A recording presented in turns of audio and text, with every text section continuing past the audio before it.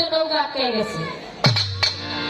এখন কি করবো মাঝি বেটাই? কিছু তো করার নাই, পানির মধ্যে নাই না নৌকা আটকাই গেছে।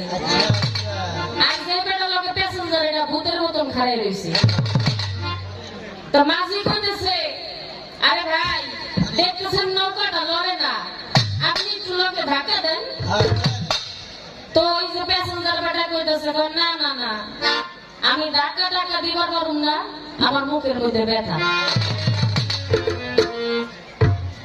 এখন মাঝি কইতেছে নৌকা ধাক্কা দিবেন হাত দিয়ে, আপনার মুখের মধ্যে ব্যথাতে হয়েছে কি?